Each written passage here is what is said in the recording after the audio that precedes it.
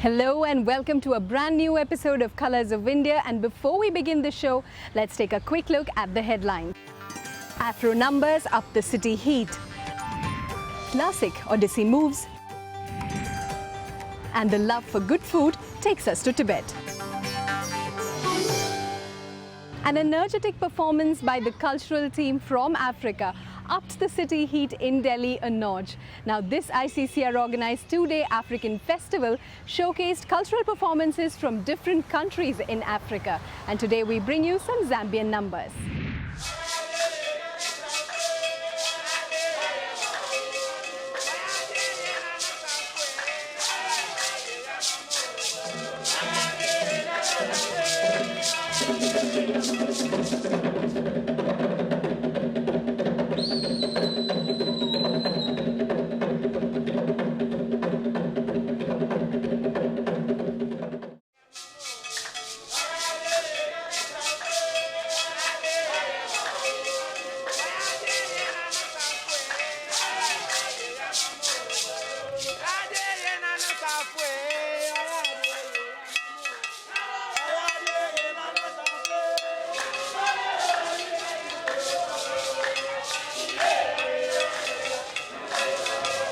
Not everybody gets a chance to travel to Africa and explore the diverse culture of different countries within this continent.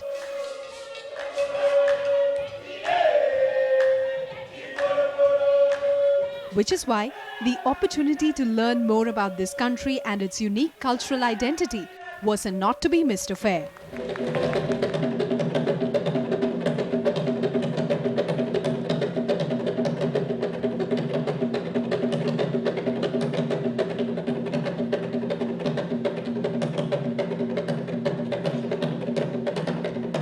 I was so pleasantly surprised to see the variety, the range in terms of dance, in terms of movement, in terms of the spirit, and in terms of the intent, and in terms of the range of drums that they have brought, how different and diverse, how beautifully crafted each of these drums are, and their traditional costumes, which is so fascinating.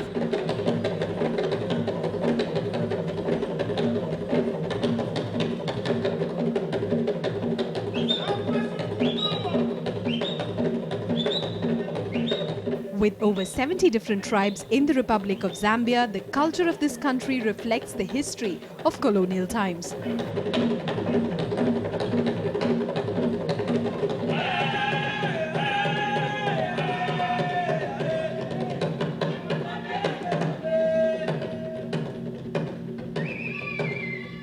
Interestingly, modern Zambian culture is a heady mix of both traditional values and ethics, combined with spiritual and material traditions.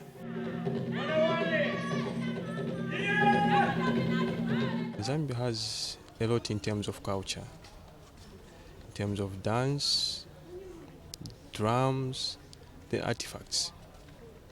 In Zambia we've got about 72 traditional ceremonies, and each traditional ceremony has its own meaning and dance.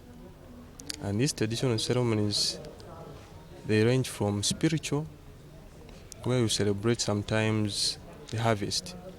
So usually some of these traditional ceremonies, they depict the culture of each tribe in Zambia.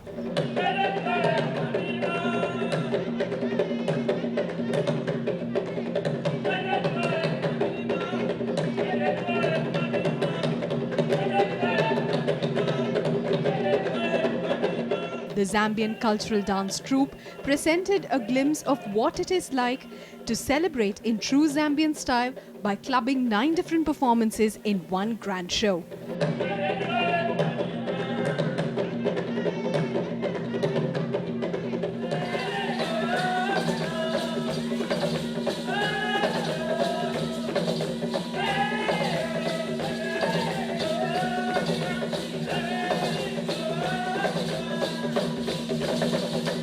Drums are an important part of Zambian performances, and their diverse culture is depicted through music, dance, crafts, and religion.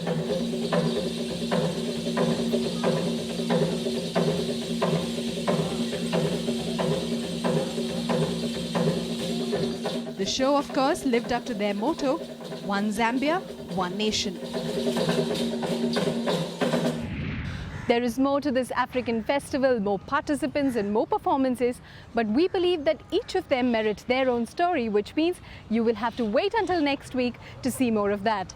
For now, let's go looking at some junk. Well, NIV Art Center has found interesting ways of making use of junk or waste.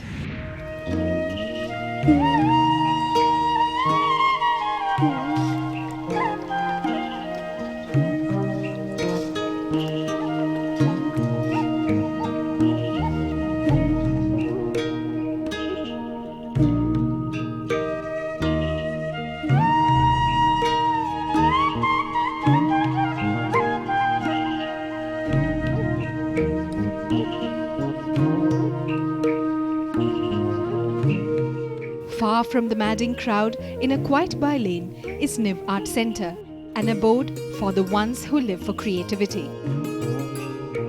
Through a special workshop organized here, they aim to build something out of nothing, and so the name Junk to Inbox, art with beauty and social concern. We always have a habit of sending mails from inbox to junk, which are unwanted. But why not use junk to inbox, like bringing out the negative thing in a positive way? So there the idea came out, and we sort of decided that okay, we should go for junk to inbox.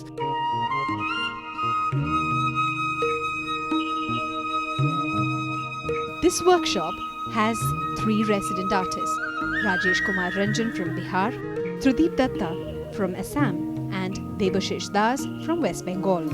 Their talent to create things of beauty from everyday waste takes on an interesting new form through this workshop.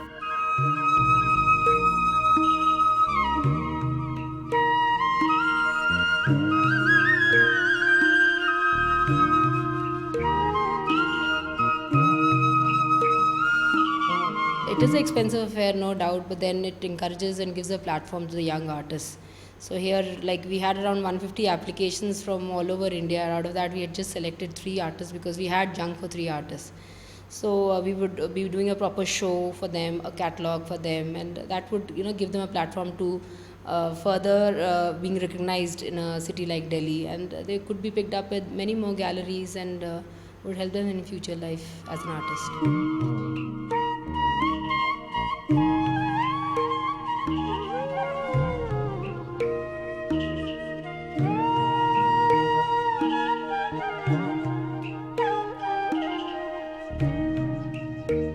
We found our artists deep at work, marooned with their creations. Rajesh, who titled his work The Place Where God Lives, works with broken toys, lampshades and baskets to give out a message on environment. Tribid, on the other hand, is busy decorating a CPU of a computer, giving it a new look and a whole new meaning.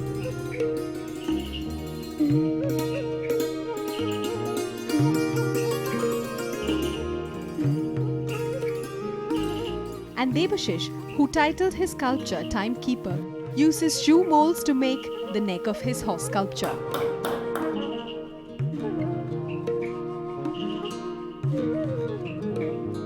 नीब मेरे को जब invite किया तो मेरे को बोला project के बारे में बोला, मेरे को भी अच्छा लगा, मैं भी आ गया इधर। तो आके मैंने इन लोगों का जो मतलब देखा है उससे मेरे को बहुत अच्छा लगा कि इस माहौल में मेरे को काम करने को मिला। 15 डेज़ के लिए मैं आया हूँ इधर, और मेरे को मेरा जो अंदर का जो है वो मैं दिखाने के लिए मेरे को भी एक चांस मिला है। Rajesh's cuboids, Trudeep's colourful CPU and Debashish's horse, in their form, stands out really tall.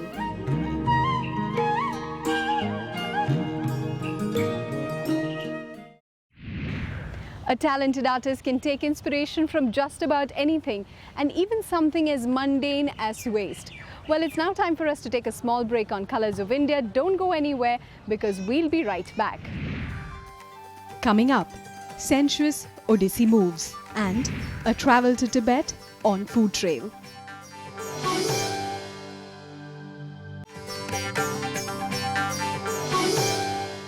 Welcome back.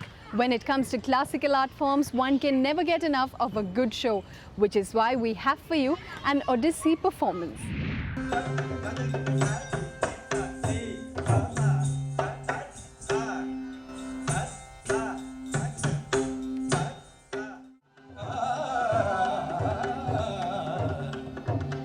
This 8th century wonder has since independence witnessed a revival with the contributions of greats like Kelucharan Mahapatra.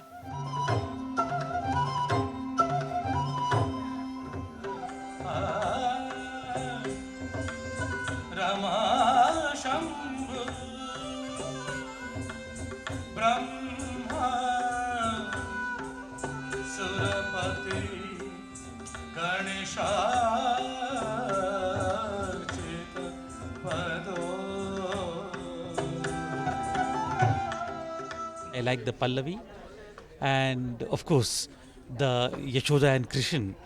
I like the last part of it all also, that as Narishwar. It's a very difficult concept to really bring out both the male and the female aspect in the same dance, but she did very, very well.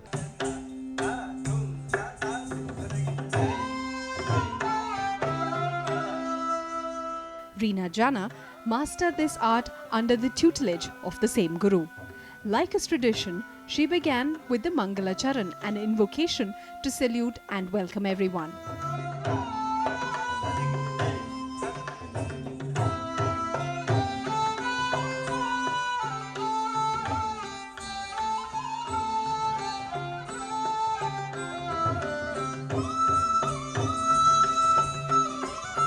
In her repertoire, she was accompanied by Guru Banamal Maharana on the Mardala, Aviram Nanda on flute, Agnimitra Behera on the violin, Debobatra Ghosh on the manjira, and Debashish Sarkar on the vocals.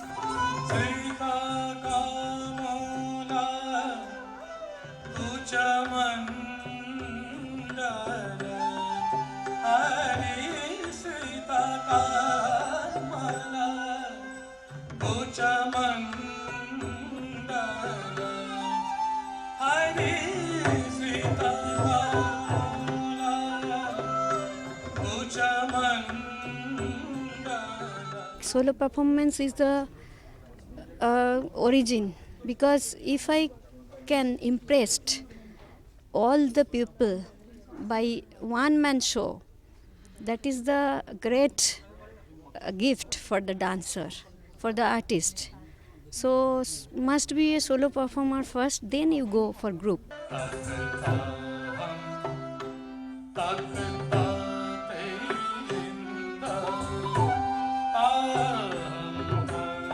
The lucid movements and the graceful expressions significant of Odyssey were evident in Reena's Pallavi, which is a pure dance piece known for the ragas.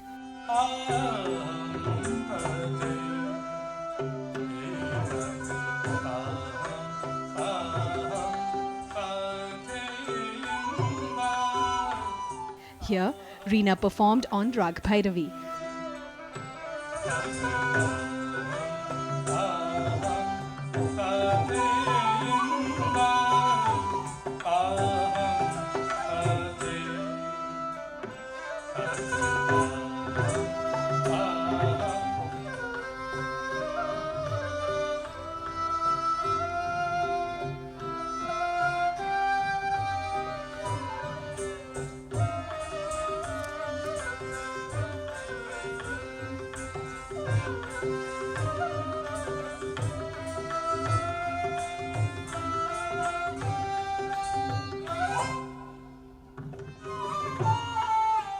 Through the Abhinaya, she enacted a scene based on Mother Yashoda, trying to put little Krishna to sleep, further mesmerizing the audience.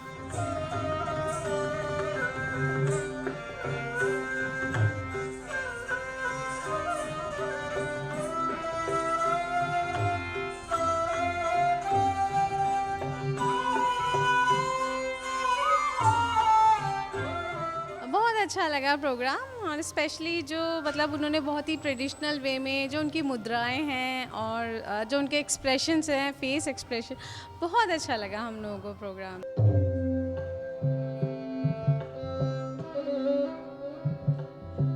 In her concluding piece called The Ardhanarishwar, she epitomized true love. The principle behind the piece imparts the message of unity between the male half, Purush, and the female half, Nari, and Reena flawlessly showcased the sensuality present in Odyssey. A relaxing evening for the lovers of classical Indian dance, and we follow this up with a Hindustani music session.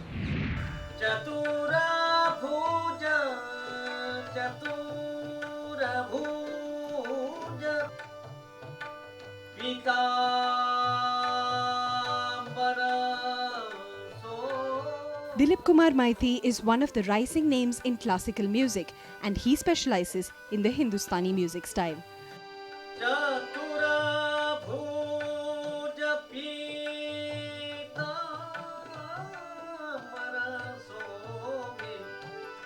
Under the guidance of Acharya Usha Ranjan Mukhopadhyay, he has mastered the Indore Gharana style.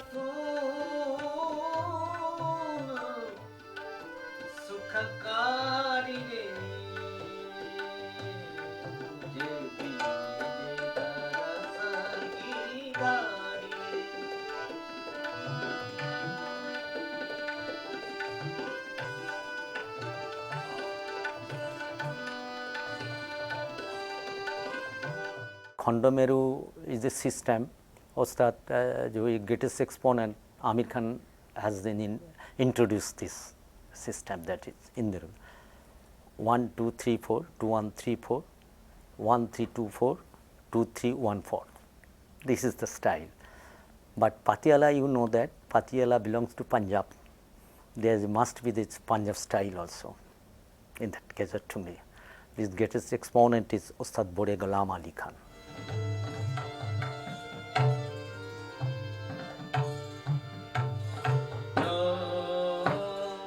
In his 30-year career, he has excelled the skills in Khayal, Thumri, Dadra, Rag Pradhan and Bhajan. Accompanied by Debabhatra Das on the harmonium and Pradeep Kumar Bhag on the tabla, he commenced with an invocatory piece dedicated to Goddess Saraswati.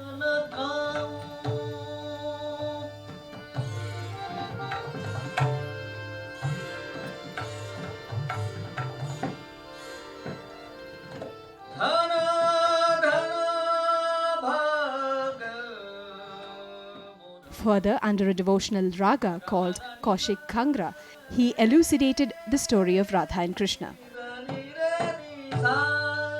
Bistar is a paramount importance of Hindustani classical music. Maximum artists are restless. They are ignoring the Bistar, but they are very much interested in Drut, Tan and Sargam, especially I am seeing in Calcutta.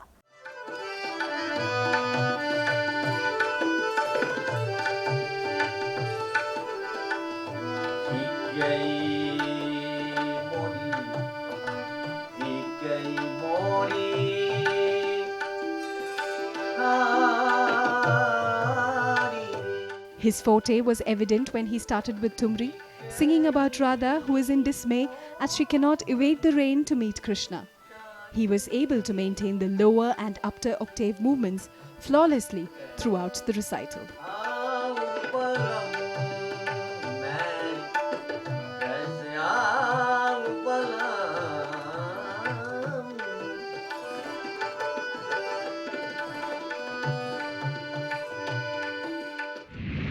Music has the ability to take you back in time, and sometimes it is very soothing and therapeutic. Now it's time for us to take a small break. Don't go anywhere, because on the other side, we have for you a mouth-watering spread. Coming up, a travel to Tibet on the food trail.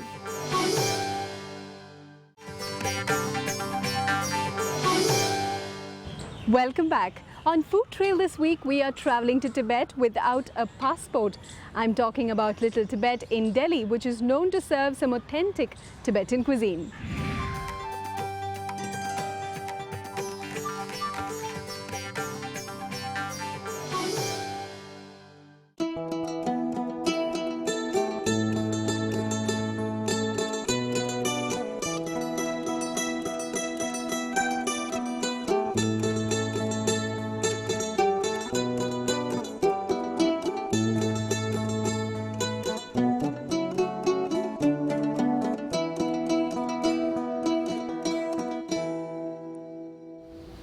Often called the Little Tibet in Delhi, this colony was originally set up to house Tibetan refugees. Many years later, this little colony market has not just grown in size, but its name and fame has also spread far and wide. And what you get here is not Chinese gadgets, but Indian goods, and that too at throwaway prices.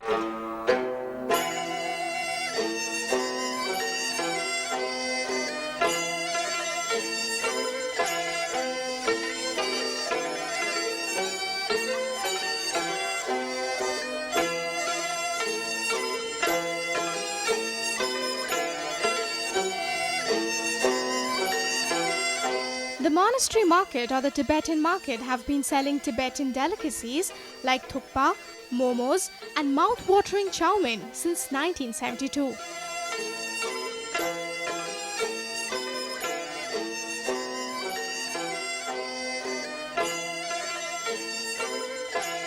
Soon, shops selling garments at affordable prices started mushrooming here.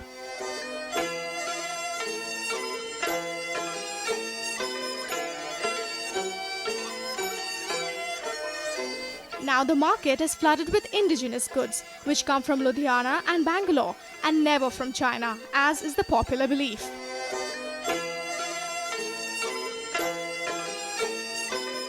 ये 72 से बसा हुआ है। वैसे खास करके ये लद्दाख बुद्ध विहार है ना, इंडिया के प्राइम मिनिस्टर जवाहरलाल नेहरू था ना, उस ज़माने से ये बना कि लद्दाख की हिमाचल तिब्बतिन लोगों को बना कि ये इंतज़ाम किया है।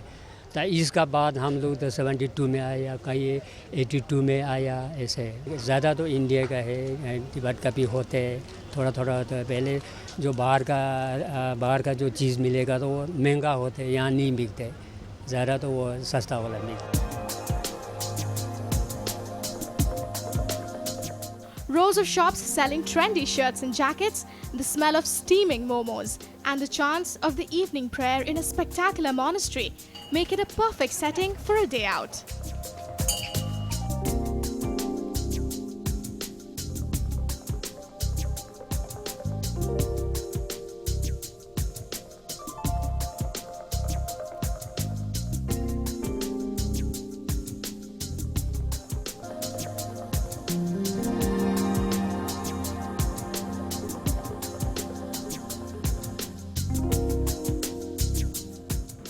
After a visit to the monastery and having done some shopping, a visit to the Tibetan market is practically incomplete if you haven't tasted authentic Tibetan food.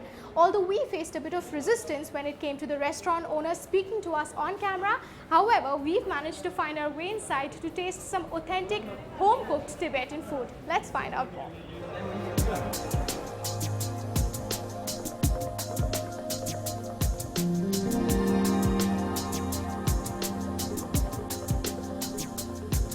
The shy Tibetans prefer to not come on camera, but they instead offer interesting eating options. Shakura is an old Tibetan restaurant. On prodding, Negiji, a localite, had many tales to share about the subtle flavors of authentic Tibetan food, while I enjoyed the piping hot soup.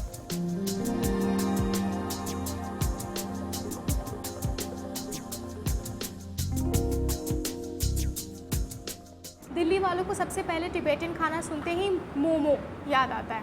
Momo तो है ही, मोमो के अलावा मसाले में क्या speciality है, ऐसी कौन सी खासियत है टिबेटन फूड में जो टिबेटन फूड को बाकी सारे क्विजीन से अलग करती है? ये टिबेटन फूड्स में ज़्यादा स्पाइसी नहीं होता है, बिल्कुल सादा बनाते हैं यहाँ पे, तो इसमें बहुत अच्छे हैं, मतलब स्पाइसी नहीं होते हैं। तो ये थुक्पा इसलिए कहते हैं कि इसमें ज़्यादातर मतलब ऐसे बॉयल करते हैं पहले नूडल्स को और फिर सब्ज़ी लगाते हैं, ज़्यादा इसमें फ्राई व्राई कुछ नहीं होता है, सादा सा होता है ये, तो खाने में ज़्यादा वो नहीं, स्पाइसी नहीं है, मतलब स्पाइस कम होता है, बहुत लाइट होता है, ना के बराबर होता है।